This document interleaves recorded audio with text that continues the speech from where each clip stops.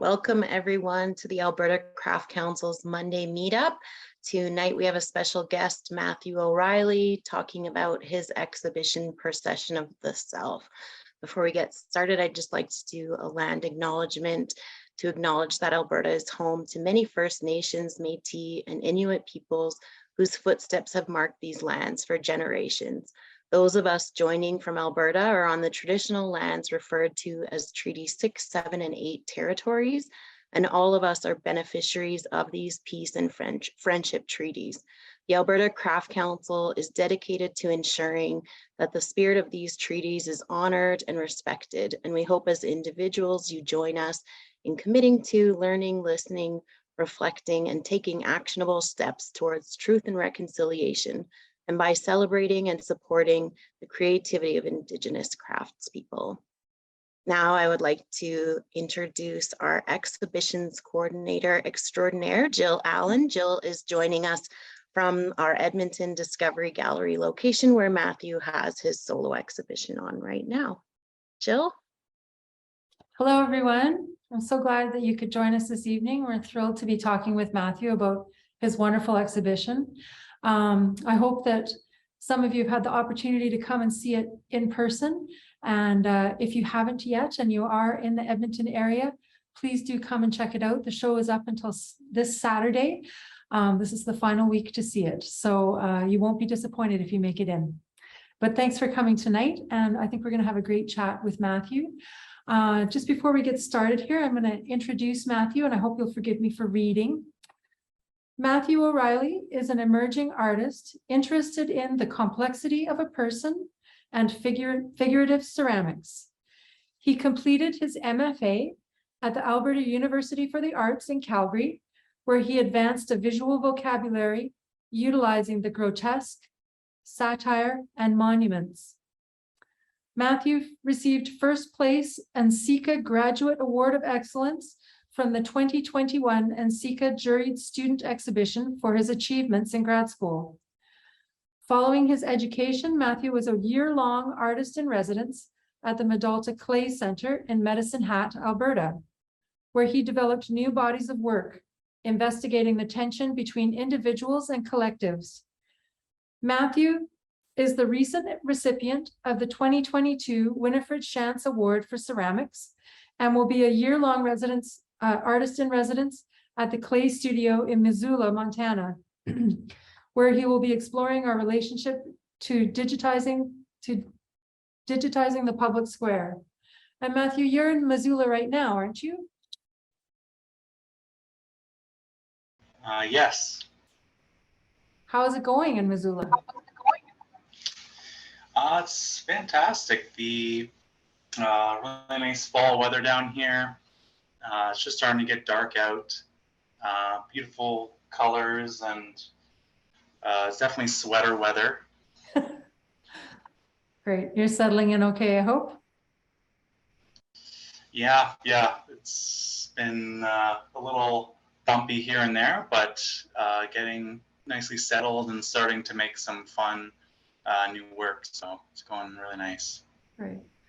Well, I'm really looking forward to seeing the images that you're going to show tonight and hearing about your experiences and listening to you talk about your work. And so I think maybe we should just get things rolling. Do you want to start your PowerPoint presentation now? Yeah, that'd be great. Thank you. I'll get that going here.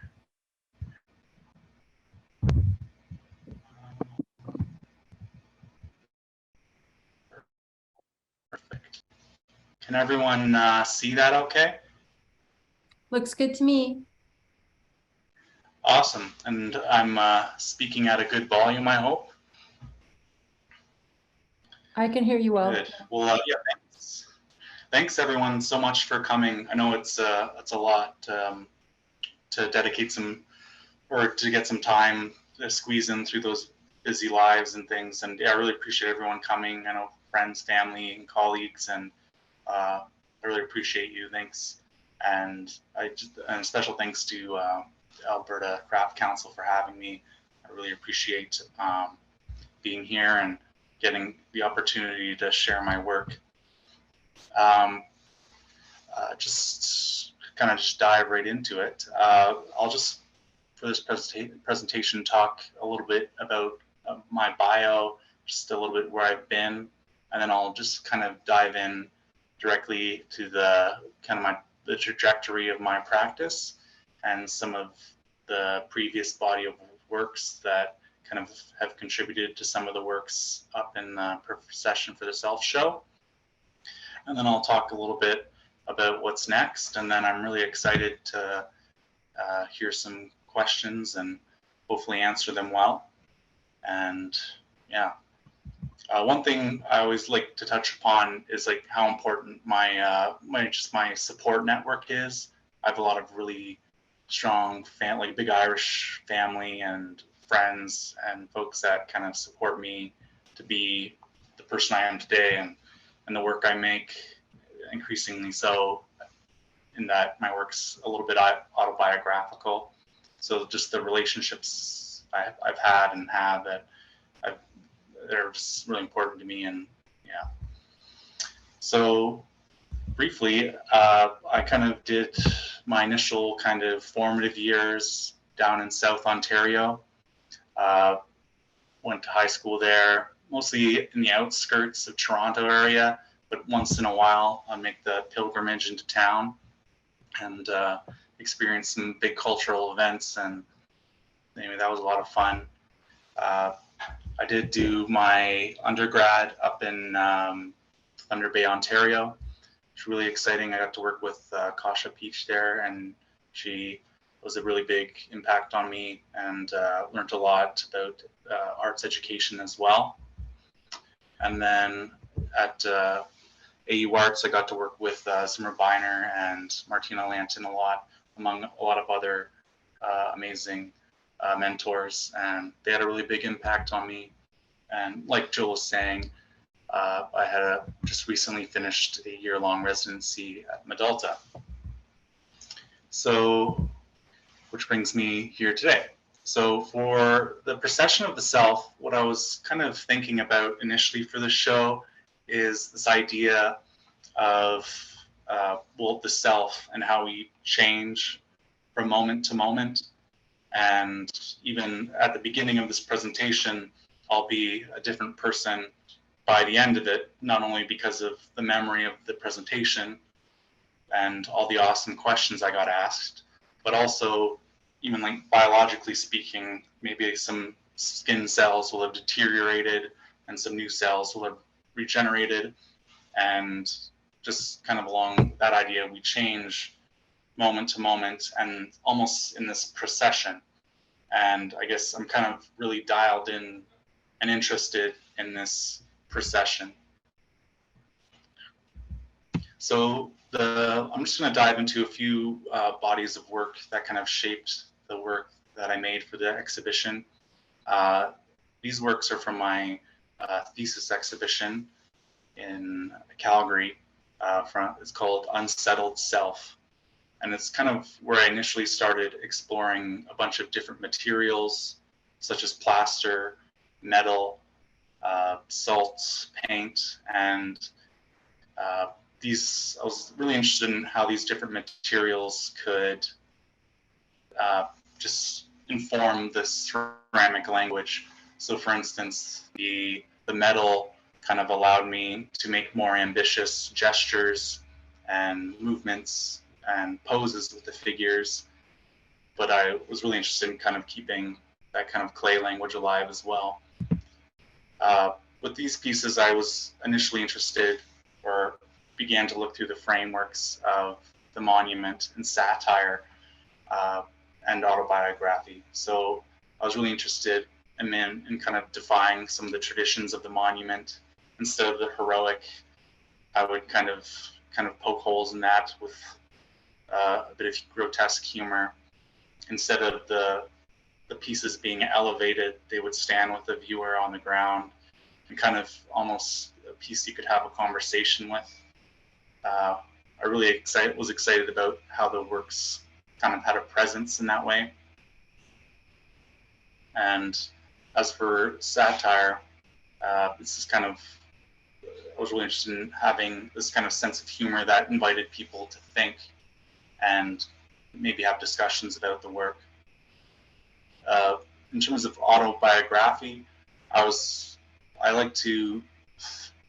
kind of embed these little stories of myself in the pieces, and at this time I felt really kind of fragmented and distorted, and having been in school for a long time, and I just felt like I was pumping up my head full of ideas and different things for so long, and some days you just feel like a strange human. So those are kind of some initial thoughts and ideas around that work.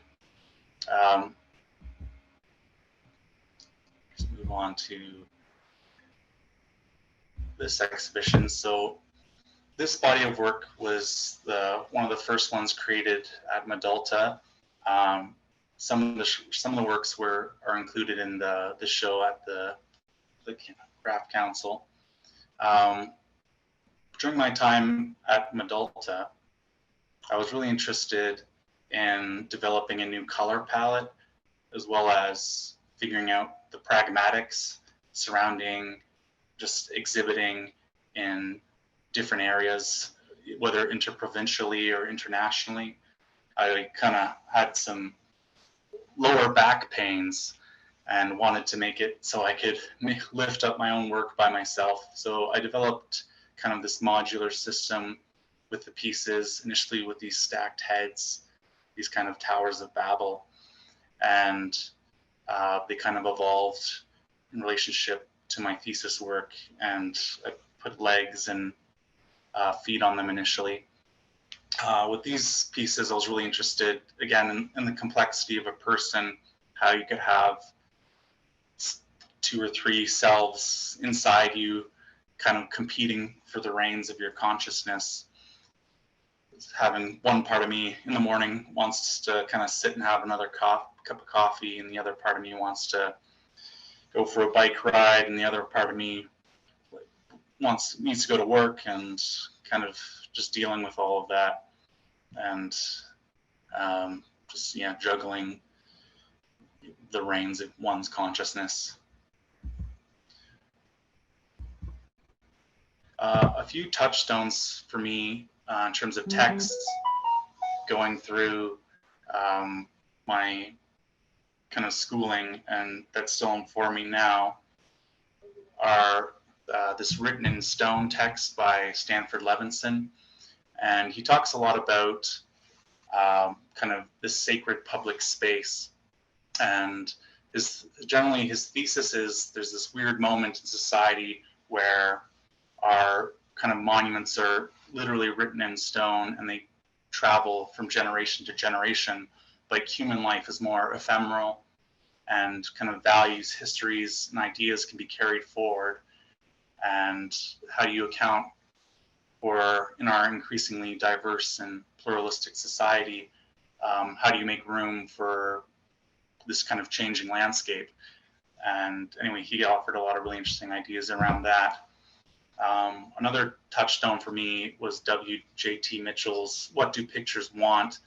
And he talks about the kind of iconoclast and 4 different options for the iconoclast, which I see myself as, to an extent, as a satirist. And so one would be to destroy, the other would be to veil, another would be to recontextualize, and the 4th would be to humiliate. So I've really kind of grabbed onto this idea of like this humiliated kind of monument, this vulnerable, human, flawed person. And that's been a lot of the impetus for the work I've been making as of late.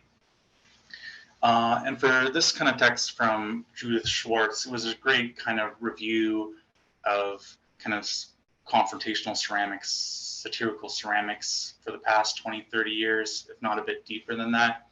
And one thing that really stuck with me from her was this idea of humor as a flux. And in ceramics, we use flux to reduce the temperature that so that a material becomes more usable at a lower temperature, because otherwise we couldn't get up to those temperatures in our kilns. And sorry, I'm not a very good glaze chemist. They could probably give you a better explanation of that, but like this idea of humor, taking something that's really hard and hot and unusable at a certain temperature, but then the flux brings it down to something that's workable at this lower temperature. And I thought that was a nice kind of crafty clay metaphor for the satirizing that I do. So this is just a little window into some of my practice and how things emerge in the studio. Usually I'm working with a limited space, so I've often lately been building straight up. And I kind of was interested in these towers of Babel and this modular system. It's a very iterative process, and this progression is slow, but each piece was easier to move, had less breaking and cracking, and just learning about what the ideal kind of slotting mechanism is for each piece was part of that journey. And this is kind of how I would fire it. All the pieces kind of separate, and not too dissimilar from an atmospheric firing where I would use wadding in between the pieces as they fired, and that helped a lot. This brings me to some of the kind of process clips from the works in the show. So yeah, like most ceramics, I kind of start from the ground up. In this case, I distorted the scale of the feet in a lot of these works to have that kind of pragmatic low center of gravity and base, but then also that kind of distortion that I like to have. And you can see I kind of work with the piece at kind of waist, chest level, and then as it gets a bit bigger, it gets lower and lower down, and then eventually onto another platform to build on that. And mostly I do these kind of large coils now. I used to do slab building, but I just find the coils, they get a lot better connection between each of the pieces, and then it just lends itself to more organic forms. One thing I started doing was adding some clothing. I think clothing, like a lot of figurative ceramics, they use it as a really nice way to not hide the seam, but tastefully transition from piece to piece. So I started using kind of these underwears, kind of transitions, and again, this kind of emperor has no clothes kind of idea, and just worked from there. The studio space kind of has its highs and its lows. It gets more exciting as more pieces start emerging and characters start bursting forth from the ether. I started firing a lot of my work at this kind of 04 temperature. It was really handy because I could fire and finish a piece with 04 glaze and then simultaneously be bisquing pieces. And that kind of really helped streamline some of the process. For me, I'm not without failure. I've had a lot of pieces just fall over here and there, and learned a lot in the process. In this case, I think this piece that had fallen over, I was working with a new clay body that was really soft. And anyway, one thing I took from that was I really like working with really stiff clay because it really lets me build with a sense of urgency and the pace that kind of lends itself to that. And it's also encouraged me to use more kind of support armatures as I build upwards, especially to support those pesky ankles. So this is another process image from one of the pieces in the show. You can kind of see how I build up and cap off the head, and got a series of ladders here and there. Very exciting. It's also fun to kind of see the transformation from this kind of beautiful red terracotta-y, chocolatey clay body to the kind of cold surface finishes that I like to do with acrylic paint. This is just to kind of show some of the repair processes and different things I do. I learned some cool kind of auto body repair techniques working at this cool company for a few months, and it's called Bondo, and you can really sand it really fine, and it takes paint really well. And you can see, depending on the clay body and the firing, I might have not so much things to fix up, and in some cases it comes out just perfect as it is. So it's always a roll of the dice in the clay world. So this is a bit of the more process about the painting. I did a lot of portraiture back in the day. One thing I took from that was like just the process of painting a figure. Of course, there's many ways to do it, but one way I really enjoyed is this: you kind of do this underpainting with all the warm and cool tones, and then you use acrylic kind of glazing techniques just to build up these really rich surfaces that sometimes can rival glazed surfaces, but they're not as good as glaze or cool as glaze sometimes. But I think they're fantastic in their own way, and really gives me a lot of flexibility to just take a piece in the exact direction I'd like to take it. Another kind of interesting tangent for this work was the inclusion of some synthetic hair. I've always found, I guess, hair in artworks, I guess, to be a little unsettling, and I was drawn to that, and I kind of wanted to. There's this interesting doll, I think her name's Susie from Rugrats, and I just like this idea, or this this hair kind of just plucked into these like individual little holes, and it's just anyway, it's all just unsettling to me, and my goal is just to make an unsettling figure. So this piece is called Who Am We, and it's in the Procession of the Self exhibition. And again, it's kind of this inward exploration of all these competing ideas and selves. One other thing it kind of makes me think of is the kind of Maslow's hierarchy of needs, perhaps, and just with that kind of pyramid shape and that little kind of gradual shrinking of the heads. And yeah, just another kind of little thought bubble about that kind of work. One thing reflecting on this image and the work behind Jill there, and the image I'll show in a minute, is just how different the work looks and when it's recontextualized. So it was really interesting taking the work from this kind of industrial space of the Medalta Yule Gallery. Well, it's kind of industrial, kind of hybridized with the white cube, and then bringing it to the craft gallery is really interesting, just to respond to the craft gallery space.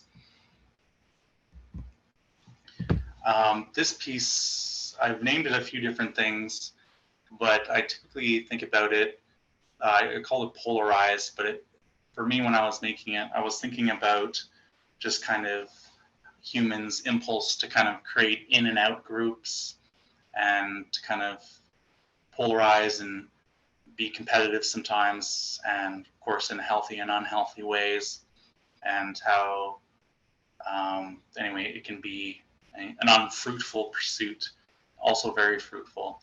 But anyway, that's the kind of dialogue I was thinking about, hopefully inspiring, and when I was making the work. With this piece also included in the Procession of the Self, right now it's in a horizontal format, but in the exhibition I installed it in a vertical one. And what I like about this piece is that you can interpret it in a few ways, but I think I called it transition, and you could maybe see it either, it goes from white to yellow on the other end, and it's a line blend with a bit of yellow stain added to this Medalta glaze with each head step. And it kind of makes me think about like a spectrum of, I don't know, from hot to cold and different ideas or values. But then also you could maybe see it as like a person getting older from right to left, and how the subtle changes that can happen, even moment to moment, year to year. With these pieces, the kind of show pieces for the show card, I was reading Joseph Campbell's The Hero's Journey at the time, and I was really interested in this idea of the archetypal, also I guess Carl Jung's idea of the archetypal villain and the archetypal hero.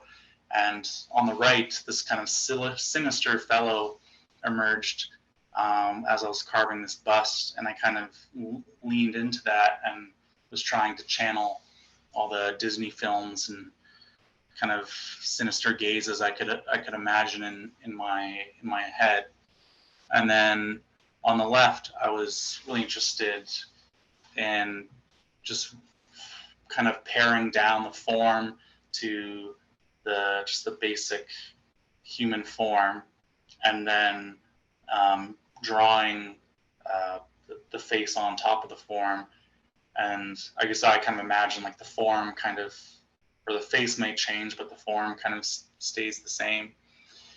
And then in these two works, it's kind of hard to see, but there's all these little shigaraki kind of pustules bursting out, and it's quite a trip.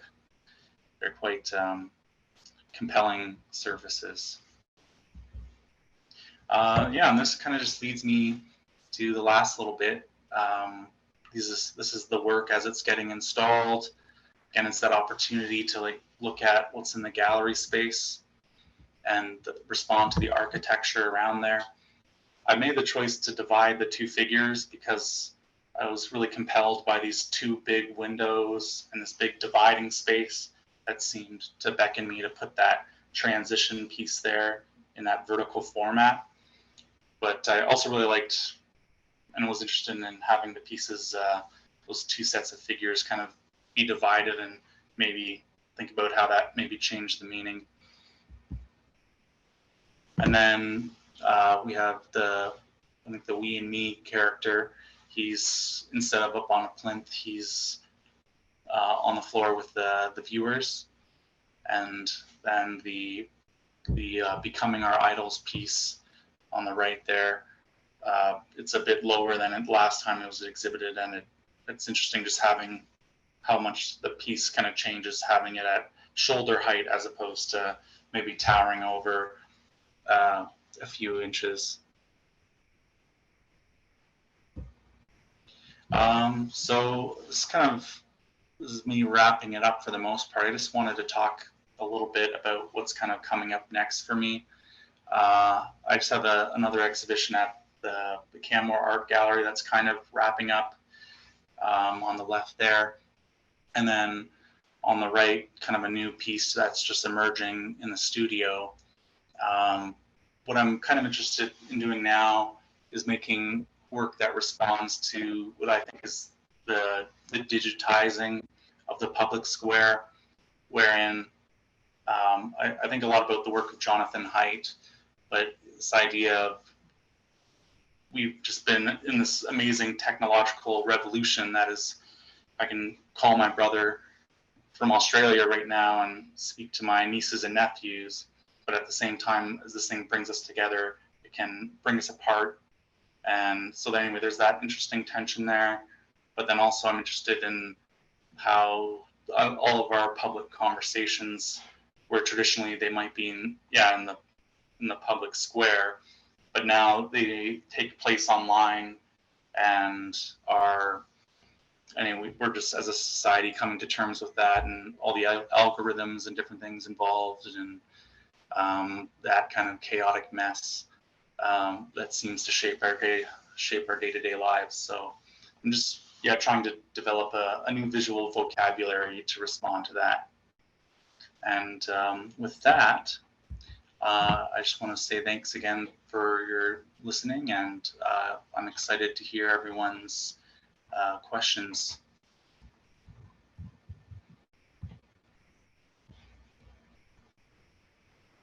Well, thanks, Matthew. It was great to hear your presentation and always learn more about an artist, no matter how many times you meet them or see their work. I'm just curious about the importance of residency programs in your career and just continuing your practice without maybe having a space of your own. And you've gone to a number of different programs in the last couple of years.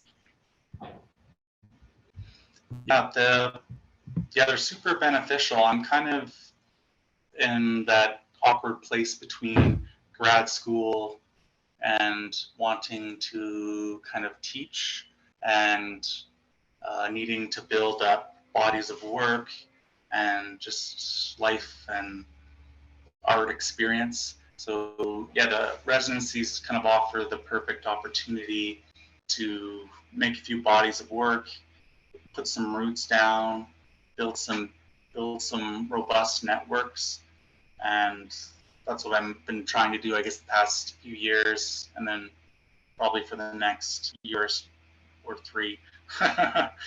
But they're amazing. Like at Medalta, for instance, I met people from all around the world, Denmark, all over Canada, from east to west coast, and then down here in Missoula, people from all over the States. It's been great. Yeah, those are really great and important and lifelong networks that you just keep building upon. I just have one more question, then I'll let other people ask. But if you have questions, definitely throw your question in the chat and Anna can let you ask your question. I know Jill has a few as well. What do you do when you're creating such large scale work? Where does it all end up? I'd love to hear that it all ends up in the homes of collectors, but. Yeah, right now, I guess the most important thing for me from year to year is the 20 images for the next application. So I invest a lot of time and effort in getting those.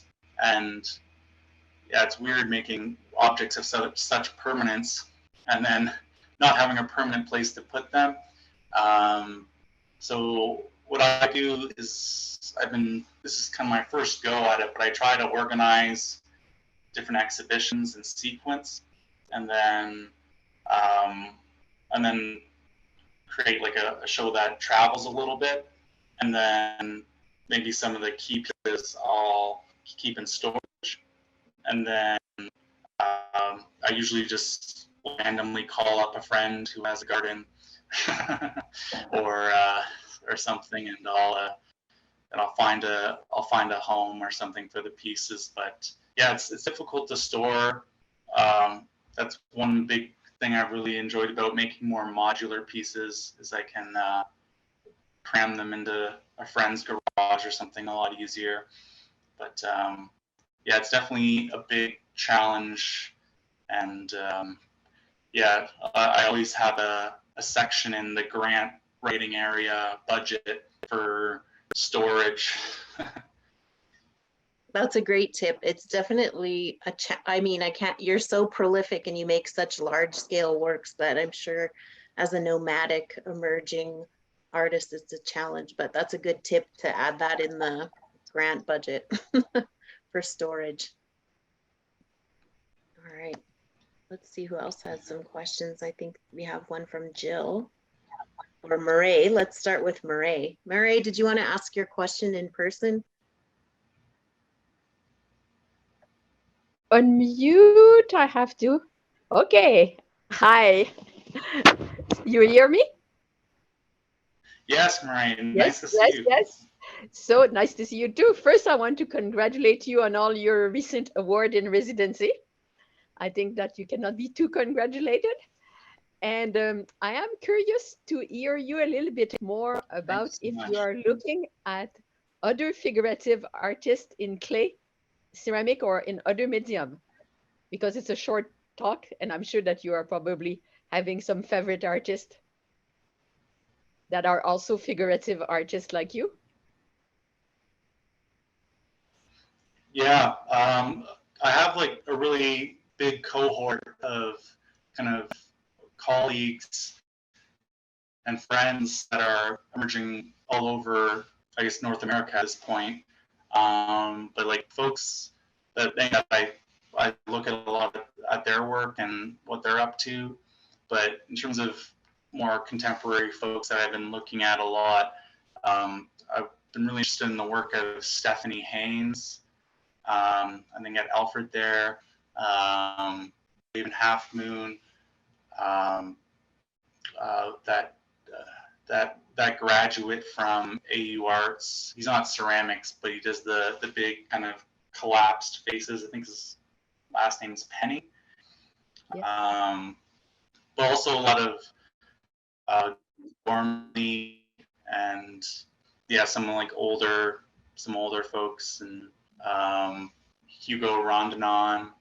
But I'm trying to it's interesting to see all these just different visual vocabularies of the figure and see what's developing in different areas. And yeah, I'm keeping close tabs on a lot of that, but also just weird kind of cultural stuff. I'm really interested in what's happening with the figure and contemporary animation and cartooning and the wider culture as well.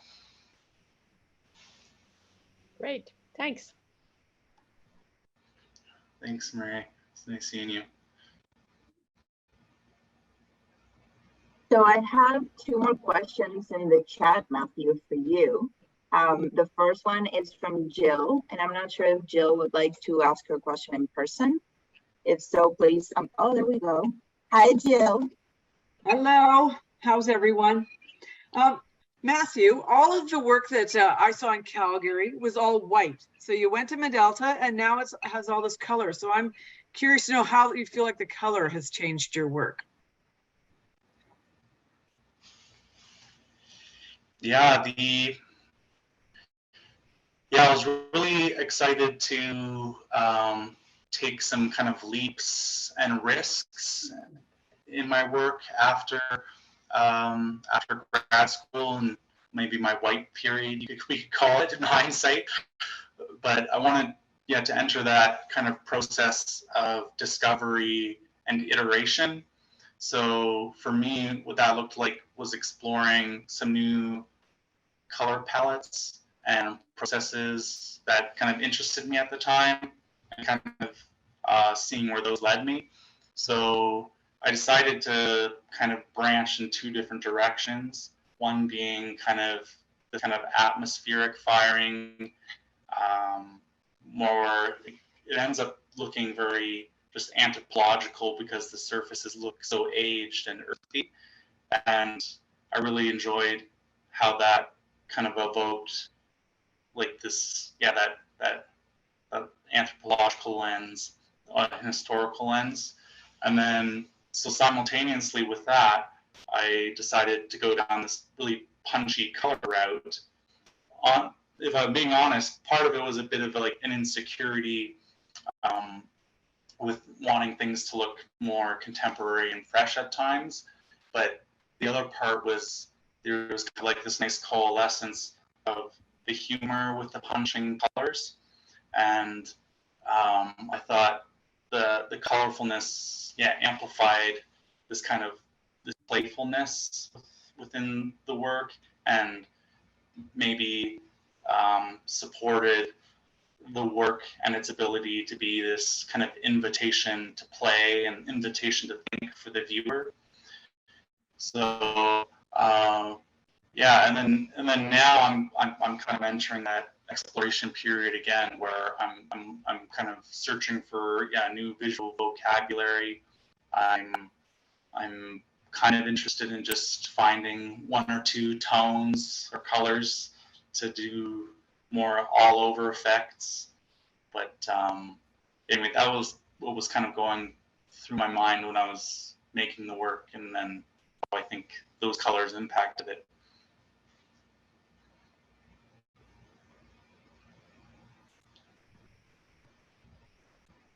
Thanks, Jill. Thank you, Jill. Okay, I have two more questions from you, Matt, in the chat. The next one is from Just Dance. Again, if Just Dance wants to ask his or her the question in person, please unmute. If not, I will ask for you. Oh, there we go. This is Just Dance. Hi, Matt. Yeah, just wondering how you do your research on new projects and what sort of tools and resources that you go to. Yeah, so thanks for the question. I guess for new projects, research-wise, I find the research is very similar to the studio in that, or echoes the studio in that it's very iterative and like one project will lead to the next. So I was always taught going through school, if you find an article you like, to look in the works cited, and there you'll find this literature review plethora of a gold mine of ideas that someone's already laid out for you. So I often will do that, not only with reading, but when I look at other artists' work and I find someone really compelling, I'll often kind of scour the internet for an artist talk, and sometimes they'll reveal some of their influences. So it's all about kind of going down these rabbit holes and dead ends, and sometimes things open up and I'll find like some meaning I could chew on for years. So anyway, thank you for the question. Thanks, Matt. Okay, so next up we have Vivian Smith. Oh no, that's an applause from Just Dance. I thought he had also raised his hand. Sorry about that. Vivian Smith, who has a congratulations and also has a question. So Vivian, if you want to do it in person, I'm not sure if you do. And 5, 4. So Vivian says, thank you, Matt, for your presentation and to hear how your practice has progressed since leaving AUArts. So you have some AUArts fans here, which is great. And then next we have Kathleen Moores. Kathleen, would you like to ask in person? No? Okay, I will ask for her.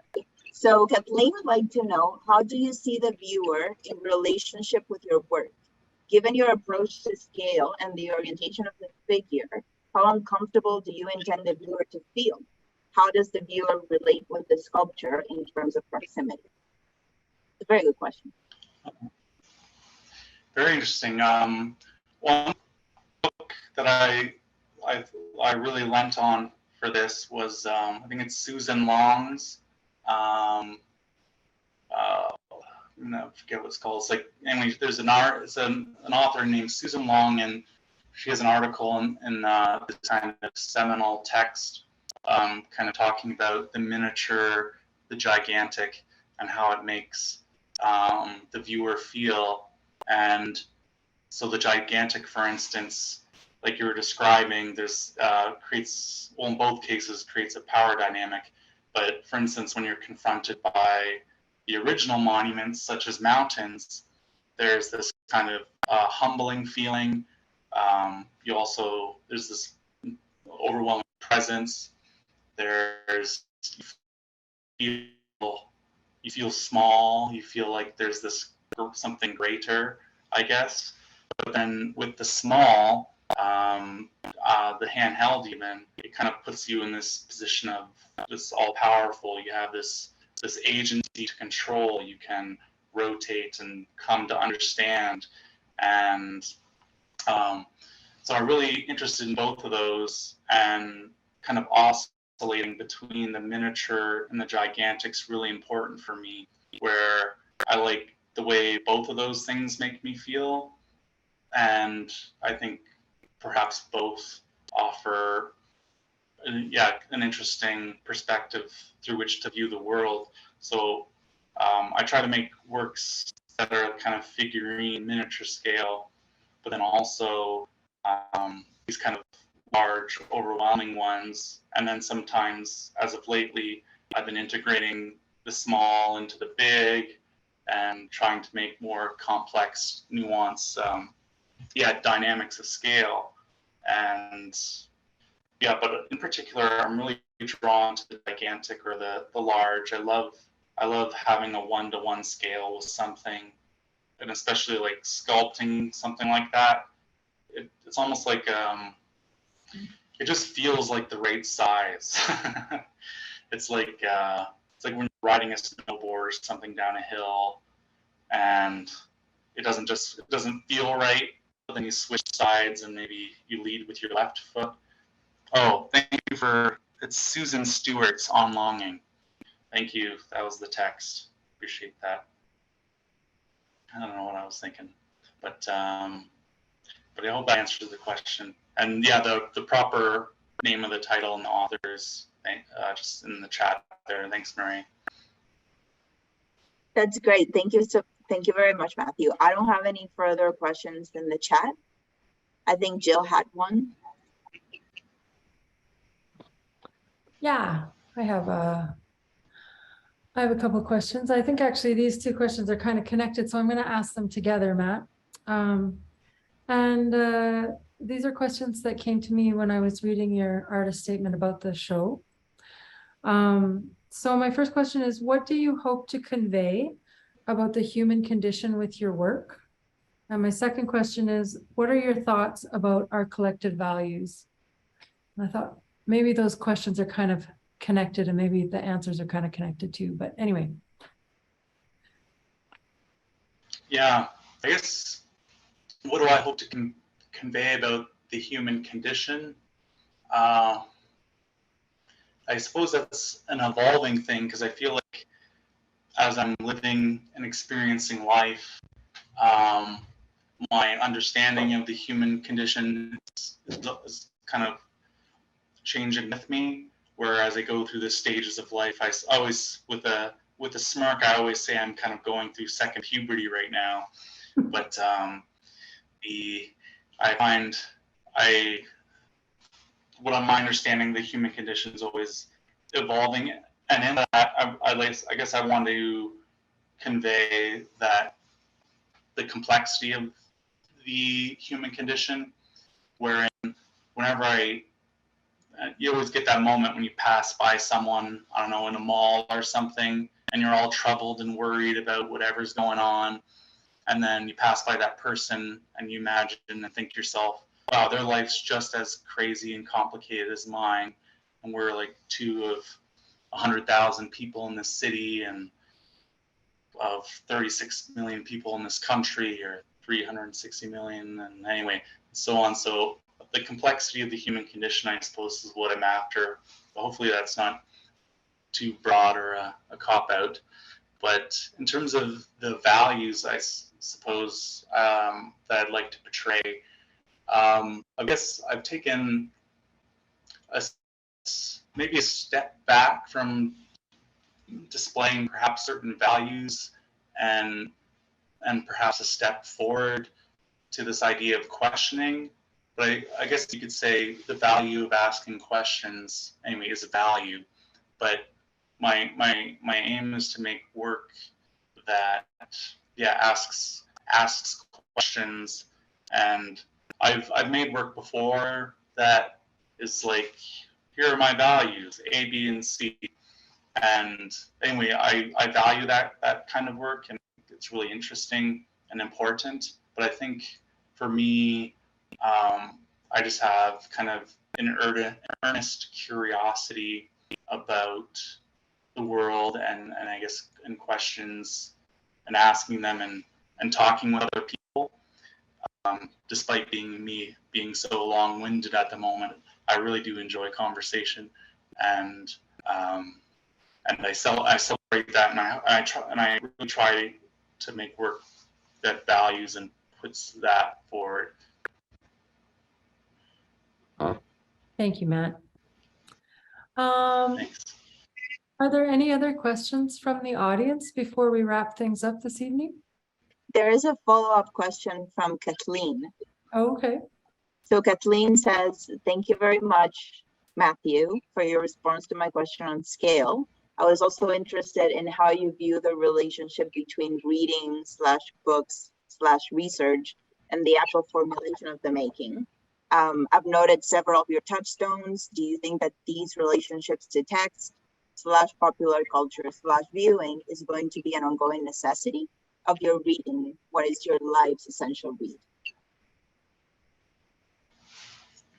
I might actually take a peek at that question. Let's see. Okay.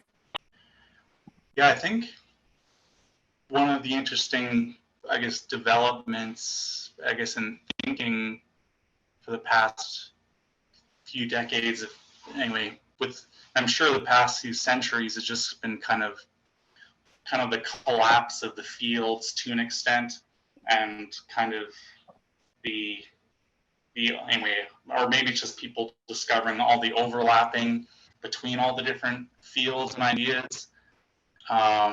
So yeah, so when sometimes I'll be reading from or looking over my notes from intro psych one day, and then I'll be reading a case study on Robert Arneson or Viola Fry the next, and then listen to like a 3-hour podcast on I know the latest greatest clay person. So yeah, I feel like the answer is almost embedded in your question, wherein like I think certainly today we're kind of occupying and wearing all these different hats, and I think one thing that I could say that might be interesting would be that I do in my practice a lot now is like I really take a lot of time to kind of curate what I'm looking at, I suppose. In that one thing I've taken from maybe school and just media literacy is like, I think there's so much, since there is so much stuff and so much stuff online, and you literally have the world in our pockets kind of thing. You're always overlapping with all these different fields, but I always try to be conscientious of like curating what I'm seeing and experiencing, and then looking for my own bias checks, and then exploring the opposite perspective. And anyway, that's one thing that I've been trying to do, but yeah, all those things you mentioned coalesce and continue to in interesting ways in my work, and I'm sure everyone else is here.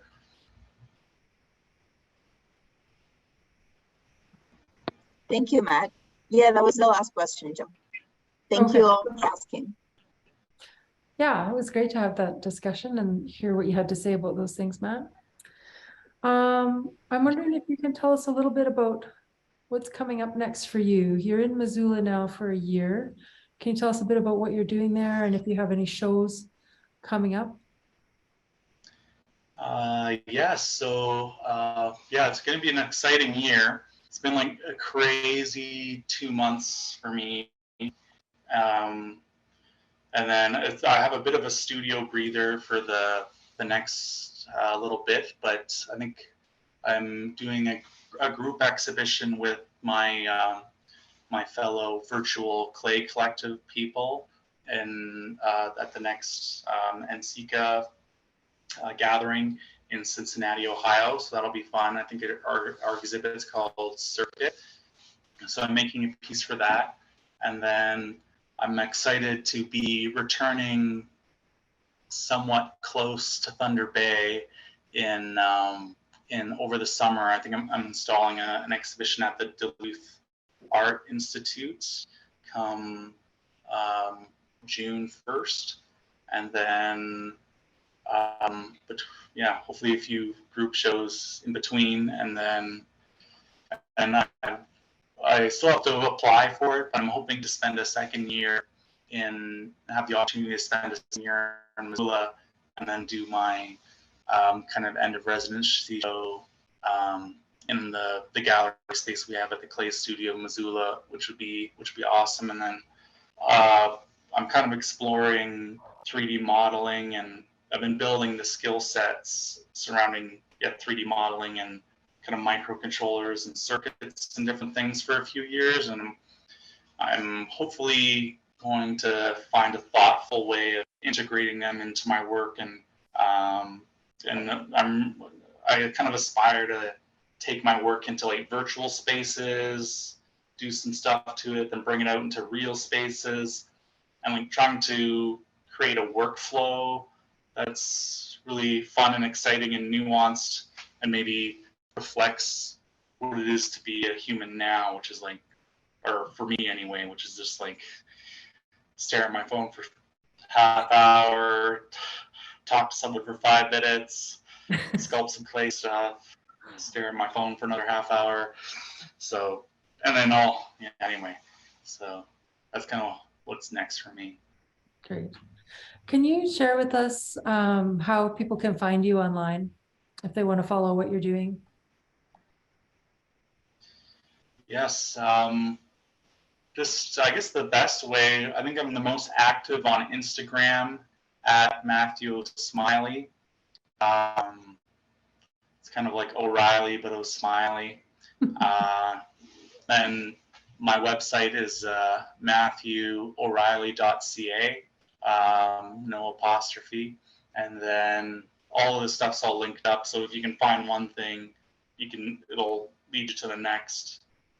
And then I think we'll see. I'm competing with this guy on the TED Talks for the most, and also O'Reilly Auto Parts for the most searched thing on the Google search engine. But I feel like if you put Matthew O'Reilly art, you have a pretty good chance of finding me. Great. And you have some videos and things like that on YouTube as well, I think, right? That's probably Yeah. Later. Yeah, that's also a great place. I have those links on my website, and then I'm hoping to start cultivating some more kind of educational little videos and things on YouTube channels, and on my YouTube channel, and maybe just more discussions. I think like everyone these days, I'm like, maybe I'll start a podcast, but maybe I'll backbench that for now and keep focused on tasks at hand. Well, just when I was preparing thoughts about questions for you tonight, and I was thinking it would be great to have a webinar just about Levinson's writing about monuments. I think that could be really interesting, timely webinar. So maybe we'll call you back in for that if we put on a webinar about that topic. But anyway, thank you so much. Yeah, I would love that. Yeah, thank you. Cool. Thanks a lot for sharing with us tonight and taking time to prepare your images and present your thoughts so thoughtfully.